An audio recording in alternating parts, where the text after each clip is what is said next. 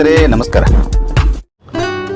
ಸ್ನೇಹಿತರೆ, ರಾಜ್ಯದಲ್ಲಿ ಪ್ರಮುಖ ಹಿಂದುಳಿದ ಸಮುದಾಯವಾಗಿರ್ತಕ್ಕಂಥ ಉಪ್ಪಾರ ಸಮಾಜದ ಗುರುಪೀಠವಾಗಿರ್ತಕ್ಕಂಥ ಹೊಸದುರ್ಗದ ಭಗೀರಥ ಪೀಠದ ಜಗದ್ಗುರು ಆಗಿರ್ತಕ್ಕಂಥ ಶ್ರೀ ಪುರುಷೋತ್ತಮಾನಂದ ಪುರಿ ಶ್ರೀಗಳ ಬಗ್ಗೆ ಮಾಜಿ MLCಯು ಕರ್ನಾಟಕ ಲೋಕಸೇವಾ ಆಯೋಗದ ಮಾಜಿ ಸದಸ್ಯರು ಆಗಿರ್ತಕ್ಕಂಥ ಹಾಗೆ ಉಪ್ಪಾರ ಸಮಾಜದ ಹಿರಿಯ ಮುಖಂಡರು ಆಗಿರ್ತಕ್ಕಂಥ ಶ್ರೀ HC ನೀರಾವರಿಯವರು ಆಡಿದ ಮಾತುಗಳಿಗೆ, ಎತ್ತಿದ ಪ್ರಶ್ನೆಗಳಿಗೆ ಖಡಕ್ಕಾಗಿ ಉತ್ತರ ನೀಡಿರ್ತಕ್ಕಂಥ ಶ್ರೀಗಳು ಅವತ್ತು ನಿಜವಾಗಲೂ ನಡೆದಿರುವಂಥ ಘಟನೆಗಳು ಏನು, ಅವುಗಳ ಸತ್ಯಾಸತ್ಯತೆ ಏನು ಎಂಬುದನ್ನು ನಮ್ಮ ದ್ರಾವಿಡ ಭಾರತ ವಾಹಿನಿಯ ಮೂಲಕ ಸಮಾಜಕ್ಕೆ ಬಿಚ್ಚಿ ಹೇಳಿದ್ದಾರೆ. ಸೊ ಅವರೇನು ಹೇಳಿದ್ದಾರೆ, ಯಾವ ವಿಷಯದ ಬಗ್ಗೆ ಮುಕ್ತವಾಗಿ ಮಾತಾಡಿದ್ದಾರೆ, ಯಾವ ವಿಷಯವನ್ನು ಬಿಚ್ಚಿಟ್ಟಿದ್ದಾರೆ, ಎಲ್ಲದರ ಬಗ್ಗೆ ಸಮಗ್ರವಾಗಿ ನೋಡ್ಕೊಂಡು ಬರೋಣ ಬನ್ನಿ ಸ್ನೇಹಿತರೆ. ನಮಸ್ಕಾರ ಸ್ವಾಮೀಜಿಯವರು. ನಮಸ್ಕಾರ. ನಮ್ಮ ದ್ರಾವಿಡ ಭಾರತ ವಾಹಿನಿಗೆ ತಮಗೆ ಆಧಾರದ ಸ್ವಾಗತ. ನಮ್ಮ ದ್ರಾವಿಡ ಭಾರತ ವಾಹಿನಿಯವರ ವೀಕ್ಷಕರಿಗೆ ಹಾಗೂ ಸಮಸ್ತ ಭಕ್ತರಿಗೆ ಎಲ್ಲರಿಗೂ ಒಳ್ಳೆಯದಾಗಲಿ ಅಂತೇಳಿ ಎಲ್ಲರಿಗೂ ಶುಭಾಶಯಗಳನ್ನು ಹೇಳ್ತಾ, ನಮಸ್ತೆ ದಿಲೀಪಪುತ್ರಾಯ ಗಂಗಾವತರಣ ಕಾರಣಾಯ ಚ ಉಪಾರಕುಲ ಸಗರಕುಲ ಸಕಲ ಜೀವಕುಲ ಮನುಕುಲ ಉದ್ಧಾರಕಾಯ ಭಗೀರಥ ಋಷಿಯೇ ನಮಃ. ರಾಜಋಷಿ ಭಗೀರಥ ಮಹರ್ಷಿ, ಬ್ರಹ್ಮಲೀನ ಲೇಪಾಕ್ಷ ಮಹಾಸ್ವಾಮೀಜಿ ಹಾಗೂ ಬ್ರಹ್ಮಲೀನ ಶಿವಪುರಿ ಮಹಾಸ್ವಾಮಿಗಳನ್ನು ಸ್ಮರಣೆ ಮಾಡಿ ಎಲ್ಲ ಬಂಧುಗಳಿಗೂ ಮತ್ತೊಮ್ಮೆ ನಮಸ್ಕಾರಗಳನ್ನು ತಿಳಿಸ್ತೇವೆ. ಸ್ವಾಮೀಜಿಯವರೇ, ರಾಜ್ಯ ಉಪ್ಪಾರ ಸಂಘದ ಮಾಜಿ ಅಧ್ಯಕ್ಷರು, ಮಾಜಿ MLC ಆಗಿರ್ತಕ್ಕಂಥ HC ನೀರಾವರಿಯವರು ತಮ್ಮ ಬಗ್ಗೆ,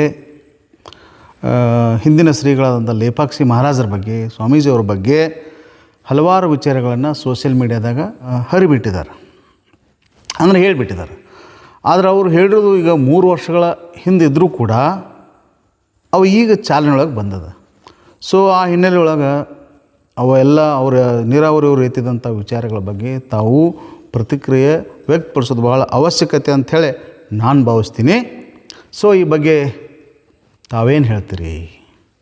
ನಮ್ಮೆಲ್ಲ ಸಮಾಜ ಬಂಧುಗಳಿಗೆ ಈ ವಿಚಾರವಾಗಿ ಕೆಲವೊಂದು ಸತ್ಯ ವಿಚಾರಗಳನ್ನು ತಿಳಿಸಲೇಬೇಕು. ಏಕೆ ಅಂತ ಹೇಳಿದ್ರೆ, ನಮ್ಮ ಭಗೀರಥ ಗುರುಪೀಠದಲ್ಲಿ ಹಿಂದಿನ ಪೂಜ್ಯ ಲೇಪಾಕ್ಷ ಮಹಾಸ್ವಾಮೀಜಿಯವರ ಅವಧಿಯಲ್ಲಿ ಸಾಕಷ್ಟು ಸಮಾಜ ಮುನ್ನಡೆಗೆ ಬಂದಿದೆ. ಆ ನಂತರದಲ್ಲಿ ಅನೇಕ ಮಹನೀಯರು ಸಮಾಜಕ್ಕೆ ತಮ್ಮದೇ ಆದಂತಹ ಸೇವೆಯನ್ನು, ಕೊಡುಗೆಯನ್ನು ಕೊಟ್ಟಿದ್ದಾರೆ. ಸನ್ಮಾನ್ಯ HC ನೀರಾವರಿಯವರು ಹಿರಿಯರು, ಒಬ್ಬ ಅಧಿಕಾರಿಯಾಗಿದ್ದುಕೊಂಡು ಹಾಗೆ ಬೇರೆ ಬೇರೆ ಸೇವೆಗಳನ್ನು ಸಲ್ಲಿಸಿರೋವಂಥವರು. ಅವರು ಹೀಗೆ ಯಾಕೆ ಈ ರೀತಿಯಾದಂತಹ ಕೆಲವೊಂದು ವಿಚಾರಗಳನ್ನು ಅವರು ಹೇಳಿದ್ರು ನಮಗೆ ಗೊತ್ತಿಲ್ಲ. ನಾವಾದರೂ ಸಹ ಸಮಾಜದ ಎಲ್ಲ ಬಂಧುಗಳಿಗೆ ವಿಚಾರಗಳನ್ನು ಒಂದು ತಿಳಿಸ್ಬೇಕಾದಂಥ ಅನಿವಾರ್ಯತೆ ಇದೆ. 3 ವರ್ಷದ ಹಿಂದೆ ಅವರು ಹೇಳಿದರೂ ಸಹ ಇತ್ತೀಚೆಗೆ ಸೋಷಿಯಲ್ ಮೀಡಿಯಾದಲ್ಲಿ ಅವುಗಳ ಬಗ್ಗೆ ಚರ್ಚೆ ಆಗ್ತಾ ಇದೆ. ಅದನ್ನು ನಾವು ಸಹ ಗಂಭೀರವಾಗಿ ಪರಿಗಣಿಸಿ ನಿಮ್ಮ ಮುಂದೆ ಕೆಲವೊಂದು ವಿಚಾರಗಳನ್ನ ಏನು ಕೇಳ್ತಾರೋ ಅವುಗಳಿಗೆ ನಾವು ಹೇಳಲಿಕ್ಕೆ ಬಯಸ್ತೇವೆ. ಒಳ್ಳೆಯದ್ರಿ ಸರ್. ಮೊದಲನೇದಾಗಿ ಹಿಂದಿನ ಶ್ರೀಗಳಾದ ಲೇಪಾಕ್ಷಿ ಸ್ವಾಮೀಜಿಯವರಿಗೆ ನೀರಾವರಿ ಸಾಹೇಬರು 1,50,000 ರೂಪಾಯಿ ಕೊಟ್ಟಿದ್ರಂತ. ಈ ಬಗ್ಗೆ ತಮಗೇನಾದರೂ ಗೊತ್ತಿದೆಯೋ ಅಥವಾ ಈ ಹಿನ್ನೆಲೆ ಬಗ್ಗೆ ಅಥವಾ ಅವರ ಹೇಳಿಕೆ ಬಗ್ಗೆ ಏನು ಹೇಳಕ್ಕೆ ಇಷ್ಟಪಡ್ತೀರಿ ಸ್ವಾಮೀಜಿಯವರೇ? ಪರಮಪೂಜ್ಯ ಲೇಪಾಕ್ಷ ಮಹಾಸ್ವಾಮೀಜಿಯವರು ತುಂಬ ಸ್ವಾಭಿಮಾನ ಇರುವಂಥ ಪೂಜ್ಯರು. ಅಷ್ಟೇ ಅಲ್ಲ, ಅವರು ಸಮಾಜಕ್ಕೆ ತನ್ನದೇ ಆದಂತಹ ಕೊಡುಗೆಯನ್ನು ಅಪಾರ ಪರಿಶ್ರಮದ ಮೂಲಕ ಸಮಾಜ ಸಂಘಟನೆಯನ್ನು ಮಾಡ್ತಾ ಬಂದಂಥವರು.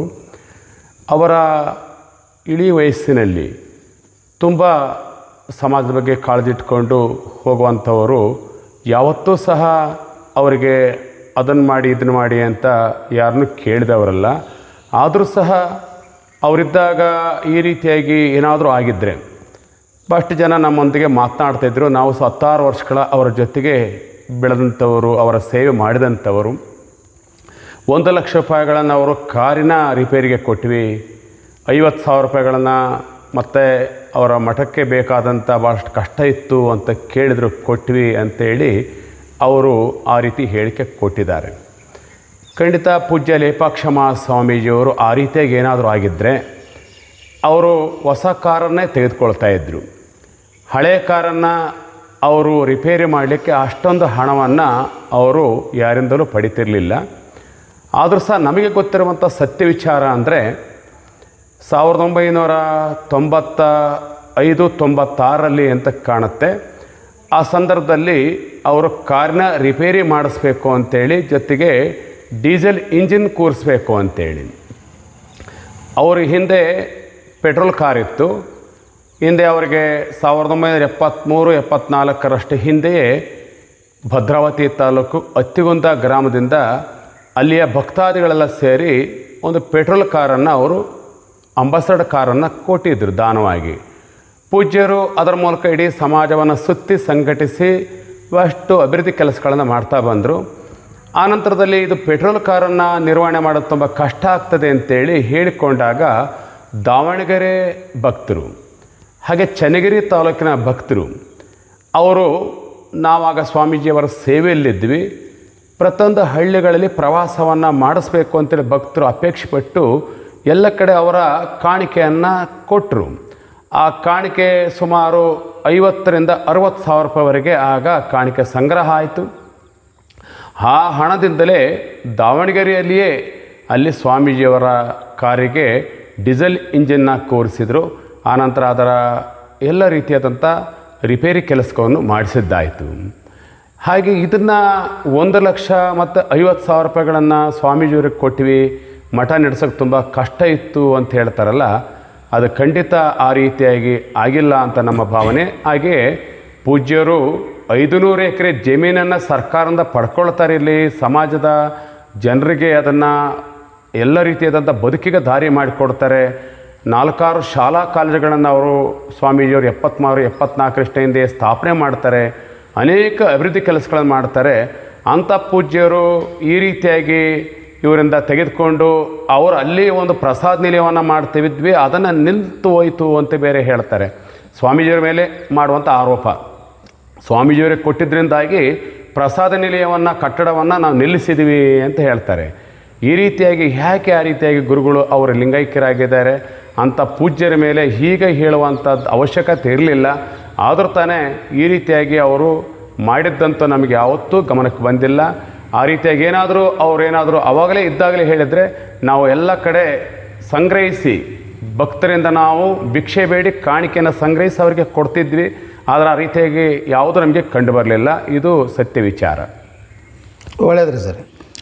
ನೀವು ಉಪ್ಪಾರ ಸಮಾಜದ ಪೀಠಕ್ಕೆ ಜಗದ್ಗುರುಗಳಾಗೋದಕ್ಕಿಂತ ಮುಂಚೆ ನಿಮ್ಗೆ ಲೇಪಾಕ್ಷಿ ಸ್ವಾಮೀಜಿಯವರು ದೀಕ್ಷೆಯನ್ನು ಯಾವಾಗ ಕೊಟ್ಟರು ಅನ್ನೋ ಪ್ರಶ್ನೆ ಏನು ಹೇಳ್ತೀರಿ ಇದಕ್ಕೆ?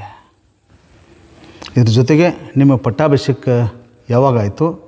ನಿಮ್ಮ ಪಟ್ಟಾಭಿಷೇಕದ ಮಾಡುವಂಥ ಕಾರ್ಯಕ್ರಮವನ್ನು ಮಾಡುವಂಥ ಜವಾಬ್ದಾರಿಯನ್ನು ಹೊತ್ಕೊಂಡಿರೋಂಥವ್ರು ಯಾರು? ಈ ನಿಮ್ಮ ಪಟ್ಟಾಭಿಷೇಕ ಸಮಾರಂಭದಲ್ಲಿ ನೀರಾವರಿ ಸಾಹೇಬರಿಗೆ ಅಥವಾ ನೀರಾವರಿ ಸಾಹೇಬ್ರ ಹೆಸರನ್ನು ಆಮಂತ್ರಣ ಕಾರ್ಡ್ನಾಗ ಪ್ರಿಂಟ್ ಆಗಿರಲಿಲ್ಲ ಅಂತ, ಮತ್ತು ಅವ್ರಿಗೆ ಆಹ್ವಾನ ಕೊಟ್ಟಿರಲಿಲ್ಲ ಅಂತ, ಏನಿದ್ರೆ ಹಕ್ಕೀಕತ ಇದ್ರ ಹಿನ್ನೆಲೆ ಹಂಗೆ ಅವರು ಹೇಳ್ಕೊಂಡಿದ್ದಾರೆ. ಅದಕ್ಕಾಗಿ ನಾವು ಆ ಫಂಕ್ಷನ್ಗೆ ಹೋಗಲಿಲ್ಲ, ಅವರ ಪಟ್ಟಾಭಿಷೇಕ ಮಹೋತ್ಸವ ಕಾರ್ಯಕ್ರಮಕ್ಕೆ ನಾವು ಹೋಗಲಿಲ್ಲ ಅಂತ ಹೇಳಿ ಸೋಷಿಯಲ್ ಮೀಡಿಯಾದಾಗ ಹೇಳ್ಕೊಂಡಿದ್ದಾರೆ. ಈ ಬಗ್ಗೆ ತಾವೇನು ಹೇಳ್ತೀರಿ ಸ್ವಾಮೀಜಿಯವರೇ? ಖಂಡಿತ ಭಾಳ ವಿಚಾರ ಒಳ್ಳೆಯದಿದೆ. ನಮ್ಮ ವಿದ್ಯಾಭ್ಯಾಸ ನಡೀತಾ ಇತ್ತು. ನಾವು 1984-85 ನಾವು SLC ಓದಿದ ನಂತರದಲ್ಲಿ ನಾವು ಮಲ್ಲಾಡಿಹಳ್ಳಿಯ ಶತಾಯುಷಿ ರಾಘವೇಂದ್ರ ಮಹಾಸ್ವಾಮೀಜಿಯವರ ಹತ್ರ ನಮ್ಮನ್ನು ಸ್ವಾಮೀಜಿಯವರು ಓದಲಿಕ್ಕೆ ಬಿಟ್ಟರು. ಅಲ್ಲಿ ನಾವು ವಿದ್ಯಾಭ್ಯಾಸವನ್ನು ಮಾಡ್ತಾ ಬಂದ್ವಿ. ಅವ್ರ ಹತ್ರ ಎಲ್ಲ ಸಾಕಷ್ಟು ಯೋಗ, ಧ್ಯಾನ, ಪೂಜೆ, ಅದರ ಜೊತೆಯಲ್ಲಿ ಅವರಿಂದ ಸಾಕಷ್ಟು ಒಂದು ಶಾಸ್ತ್ರಗಳನ್ನು ಎಲ್ಲವನ್ನು ಅಧ್ಯಯನವನ್ನು ಮಾಡ್ತಾ ನಾವು PUC 2 ವರ್ಷದ ಅಧ್ಯಯನವನ್ನು ಮುಗಿಸಿದ್ವಿ. ನಂತರದಲ್ಲಿ ಪೂಜ್ಯರ ವಯೋಸಹಜ ಅವರ ಒಂದು ವಯೋವೃದ್ಧಾಪ್ಯದಲ್ಲಿದ್ದಾಗ ನಾನು ಅವರ ಸೇವೆಗೆ ಬರಬೇಕು ಅಂತೇಳಿ ಗುರುಗಳ ಜೊತೆಗೆ ಭಕ್ತರ ಅಪೇಕ್ಷೆ ಆಯಿತು. ಗುರುಗಳ ಸೇವೆಯನ್ನು ಸುಮಾರು 10 ವರ್ಷಗಳಿಗೂ ಹೆಚ್ಚು 12 ವರ್ಷದವರೆಗೆ ಗುರುಗಳ ಸೇವೆಯನ್ನು ಮಾಡ್ತಾ ಅವರ ಜೊತೆಲಿದ್ದಂಥವರು.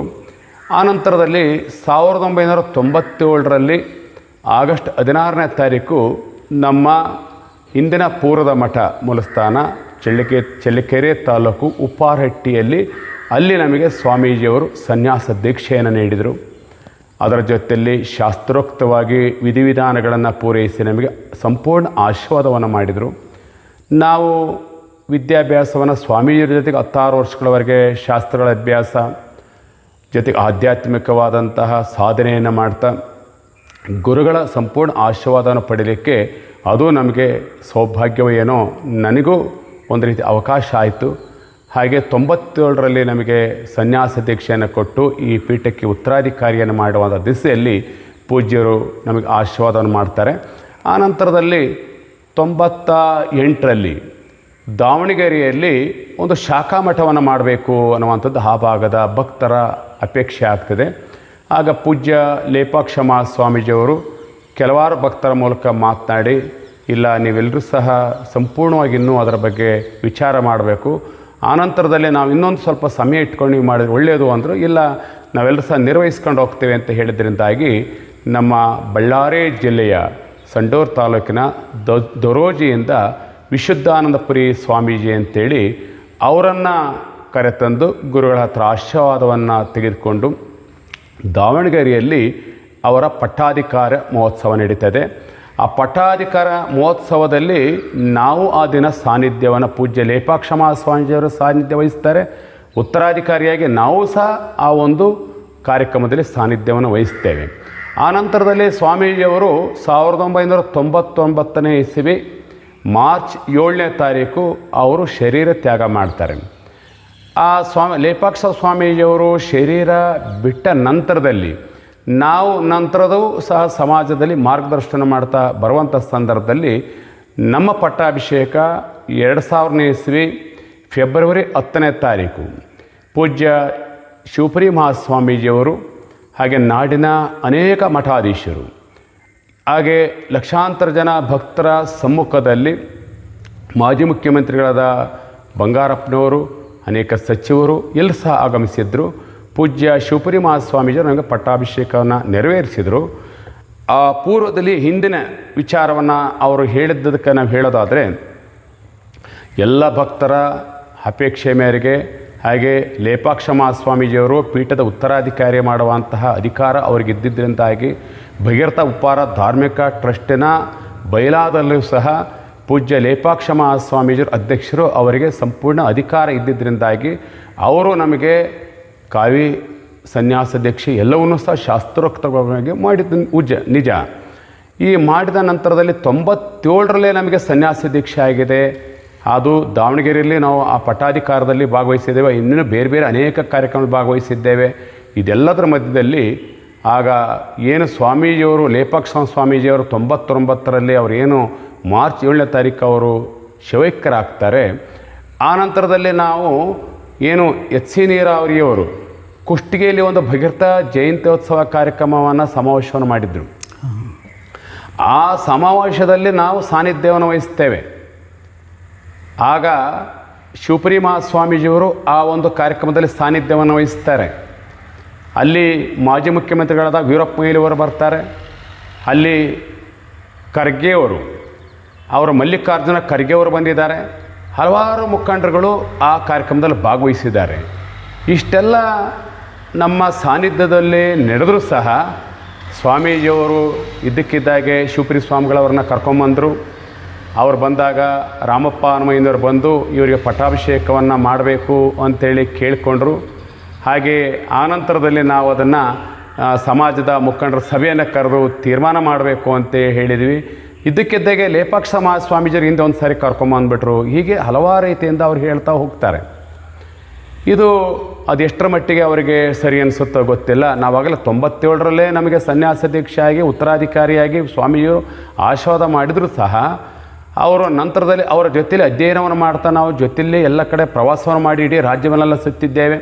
ಎಲ್ಲ ಕಡೆ ನನಗೆ ಸಂಪರ್ಕವನ್ನು ಮಾಡಿಸಿದ್ದಾರೆ. ಹಾಗೆ ಇಷ್ಟೆಲ್ಲವನ್ನು ಮಾಡುವಂತಹ ವಿಚಾರ ಶಿವಪುರಿ ಮಹಾಸ್ವಾಮೀಜಿಗಳಿಗೆ ಗೊತ್ತಿತ್ತು.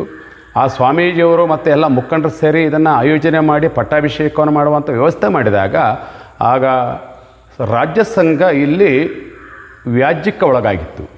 ಕರ್ನಾಟಕ ರಾಜ್ಯ ಉಪಹಾರ ಸಂಘ ಎಸ್.ಎಂ. ಲಾತೂರ್ ಅವರು ಹಾಗೆ ಇವರು ಡಿ.ಎಸ್. ರಾಮಪ್ಪನವರು ಹನುಮಯ್ಯನವರ ಕಾಲದಲ್ಲಿ ಹಿಂದಿನೇ ಪೂಜ್ಯ ಲೇಪಾಕ್ಷ ಮಹಾಸ್ವಾಮೀಜರಿದ್ದಾಗಲೇ ವಿವಾದಕ್ಕೆ ಒಳಗಾಗಿ ಆಗ ರಾಜ್ಯ ಸಂಘದಲ್ಲಿ ಜನರಲ್ ಬಾಡಿಯನ್ನು ಸರ್ವ ಸದಸ್ಯರ ಸಭೆ ನಡೆಯುವಂಥ ಸಂದರ್ಭದಲ್ಲಿ ಗೊಂದಲಗಳಾಗಿ ಆಗ 2 ಗುಂಪುಗಳಾಗಿ ಆನಂತರ ಕೋರ್ಟ್ಗೆ ಎಸ್.ಎಂ. ಲಾತೂರ್ ಅವರು ಕೋರ್ಟ್ಗೆ ಹಾಕ್ಕೊಂಡ್ರು.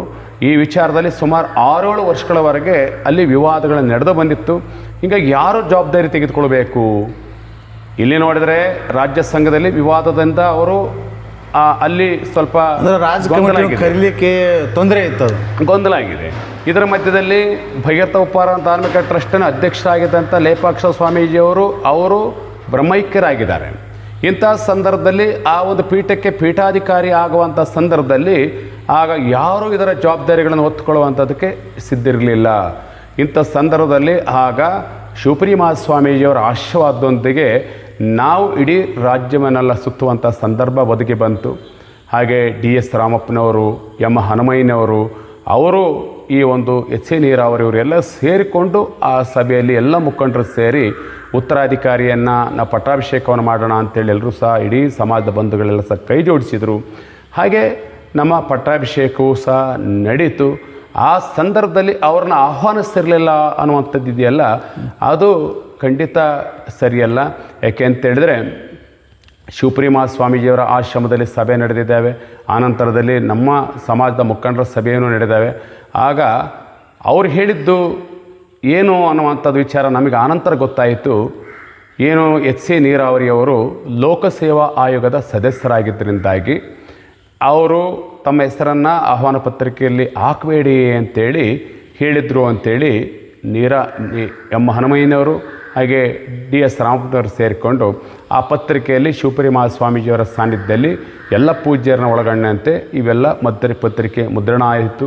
ಆನಂತರದಲ್ಲಿ ಅವರು ಮತ್ತೆ ಪುನಃ ಇಲ್ಲ ನೀರಾವರಿ ಹೆಸರನ್ನು ಹಾಕಬೇಕಾಗಿತ್ತು ಅಂಥೇಳಿ ಕೇಳಿಕೊಂಡಿದ್ದರಂತಾಗಿ ನಾವು ಇನ್ನೊಂದು ಪತ್ರಿಕೆಯನ್ನು ಮುದ್ರಿಸಿ ಅವ್ರನ್ನ ಆಹ್ವಾನಿಸಿದ್ದೂ ಆಯಿತು. ಅವ್ರು ನಾನು ಬರ್ತೇನೆ, ಬಂದ ಕಾರ್ಯಕ್ರಮದಲ್ಲಿ ಭಾಗವಹಿಸ್ತೇನೆ ಅಂತಲೂ ಹೇಳಿದರು. ಆದರೆ ಅದು ಯಾಕೋ ಕಾರಣ ಗೊತ್ತಿಲ್ಲ, ಇಡೀ ರಾಜ್ಯವನ್ನೆಲ್ಲ ನಾವು ಸುತ್ತಿದ್ದೀವಿ. ಎಲ್ಲ ಕಡೆ ಹೋಗಿ ಭಕ್ತರ ಎಲ್ಲ ಜಿಲ್ಲೆಗಳಲ್ಲಿ ಹೋಗಿ ಅವ್ರಿಗೆ ಆಹ್ವಾನವನ್ನು ಕೊಟ್ವಿ. ಜೊತೆಯಲ್ಲಿ ಅವ್ರ ಕಾಣಿಕೆಯನ್ನು ಎಲ್ಲ ಕಡೆಯಿಂದ ಕೊಡ್ತಾ ಬಂದರು. ಸುಮಾರು 25 ಲಕ್ಷಕ್ಕೂ ಹೆಚ್ಚಿನ ಕಾಣಿಕೆಯನ್ನು ಭಕ್ತರೇ ಕೊಟ್ಟರು. ಆ ಭಕ್ತರು ಕೊಟ್ಟಂಥ ಕಾಣಿಕೆ ಮೂಲಕ ಆ ದಿವಸ ನಮಗೆ 2010 ಇಸ್ವಿನಲ್ಲಿ ನಮಗೆ ಪಟ್ಟಾಭಿಷೇಕ ಆಯಿತು. ಹಾಗೆ ಏನು ಕುಷ್ಟಿಗೆಯಲ್ಲಿ ಪೆಂಡಾಲ್ ಹಾಕಿದ್ರಲ್ಲ, ಆ ಪೆಂಡಾಲನ್ನೇ ಅವರಿಗೆ ಹೇಳಿ ಇಲ್ಲಿ ಭಗೀರಥ ಗುರುಪೀಠದಲ್ಲಿ ಹಾಕಲಿಕ್ಕೆ ಎಚ್.ಎ. ನೀರಾವರಿಯವರ ಸಹೋದರ ಶಿವಪ್ಪ ನೀರಾವರಿಗೆ ಜವಾಬ್ದಾರಿ ಕೊಟ್ಟು ಅವರು ಅಲ್ಲಿಂದ ಪೆಂಡಾಲನ್ನು ತಂದು ಅದೇ ರೀತಿಯಾಗಿ ಪೆಂಡಾಲನ್ನು ಹಾಕಿಸಿದ್ದಾಯಿತು. ಅದಕ್ಕೆ ಇಲ್ಲಿಯ ಭಕ್ತಾದಿಗಳು ಸಂಗ್ರಹಿಸಿದಂಥ ಆ ಕಾಣಿಕೆಯಲ್ಲಿ ಅವರಿಗೆ ಪೂರ್ಣವಾಗಿ ಅವರಿಗೆ ಕೊಟ್ಟಿದ್ದು ಆಯಿತು. ಇವೆಲ್ಲವೂ ಸಹ ನಡೆದಿದೆ. ಆದರೂ ಸಹ ಇದು ನಮಗೆ ಆಹ್ವಾನವನ್ನು ಕೊಡಲಿಲ್ಲ ಅಂತ ಹೇಳ್ತಾರೆ. ಆಹ್ವಾನವೂ ಇತ್ತು, ಅದು ಏನಕ್ಕೆ ಕಾರಣನೋ ಗೊತ್ತಿಲ್ಲ. ಹನುಮಯ್ಯನವರು ನೀರಾವರಿಯವರ ಮಧ್ಯದಲ್ಲಿ ಏನು ಮನಸ್ತಾಪನೆ ನಡೀತಾ ಗೊತ್ತಿಲ್ಲ. ಆನಂತರ ಅವರು ಅದೇನಿದ್ರು ತಾನೇ ಅವತ್ತು ಭಾಗವಹಿಸಬೇಕಾಯಿತು, ಅದು ಭಾಗವಹಿಸ್ತಿಲ್ಲ ಅನ್ನುವಂಥ ನೋವು ನಮಗೆ ಕಾಡ್ತಾ ಇತ್ತು. ಇಂಥ ಸಂದರ್ಭದಲ್ಲಿ ಈ ಪಟ್ಟಾಭಿಷೇಕವೂ ಆಗಿದ್ದು, ಜೊತೆಗೆ ಎಲ್ಲ ಭಕ್ತರಿಗೆ ಆನಂತರ 2000 ಇಸ್ವಿನಲ್ಲಿ ನಾವು ಪಟ್ಟಾಭಿಷೇಕ ಆದಮೇಲೆ ಈ ಸಂಘಟನೆಗಳನ್ನು ಸರಿ ಮಾಡುವಂಥ ನಿಟ್ಟಿನಲ್ಲಿ ನಾವು ಜವಾಬ್ದಾರಿ ತೆಗೆದುಕೊಂಡು ಎರಡೂ ಸಂಘಟನೆಯವ್ರನ್ನ ಎಸ್.ಎಂ. ಲಾತೂರ್ ಅವ್ರನ್ನ ಇವ್ರನ್ನ ಕರೆದು ನಾವು ಸರಿಪಡಿಸುವಂಥ ಪ್ರಯತ್ನವೂ ಮಾಡಿದ್ವಿ. ನಾವು ಕೆಲವೊಂದು ಸಂದರ್ಭಗಳಲ್ಲಿ ಸನ್ನಿವೇಶಗಳಲ್ಲಿ ಅವರಿಗೆ ಅನೇಕ ರೀತಿ ಗೌರವವನ್ನು ಕೊಡ್ತಾ ಬಂದಿದ್ದೇವೆ. ಈಗಲೂ ನಾವು ಅನೇಕ ಮಹನೀಯರಿಗೆ ಈಗಲೂ ಅವ್ರಿಗೂ ಗೌರವವನ್ನು ಕೊಡ್ತಾ ಇದ್ದೇವೆ. ಮುಂದಿನ ಏನಾದರೂ ವಿಚಾರ ಇದ್ದರೆ ಕೇಳ್ಬೋದು. ಕರ್ನಾಟಕ ಲೋಕಸೇವಾ ಆಯೋಗದ ಸದಸ್ಯತ್ವ ಮುಗಿದಾದ ಮೇಲೆ ಅವರು ಕರ್ನಾಟಕ ರಾಜ್ಯ ಉಪಹಾರ ಸಂಘದ ಅಧ್ಯಕ್ಷರಾಗಿ ಆಯ್ಕೆ ಆಗ್ತಾರೆ. ಈ ಆಯ್ಕೆಯ ಹಿಂದೆ ತಮ್ಮ ಪಾತ್ರ ಏನಿತ್ತು? ಯಾಕಂದ್ರೆ ನಾನು ಕರ್ನಾಟಕ ರಾಜ್ಯ ಉಪಹಾರ ಸಂಘದ ಅಧ್ಯಕ್ಷರಾಗಿ ಜನರಿಂದ ಆಯ್ಕೆಯಾಗಿದ್ದೇನೆ, ಇದರಲ್ಲಿ ಸ್ವಾಮೀಜಿ ಅವ್ರದ್ದಾಗಲಿ ಬೇರೆದವ್ರದ್ದಾಗಲಿ ಪಾತ್ರ ಇಲ್ಲ ಅಂತ ಅವ್ರು ಹೇಳ್ಕೊಂಡಿದ್ದಾರೆ. ಆ ಹಿನ್ನೆಲೆಯೊಳಗೆ ತಾವೇನು ಹೇಳಿಕೆ ಇಷ್ಟಪಡ್ತೀರಿ ಸ್ವಾಮೀಜಿಯವರೇ?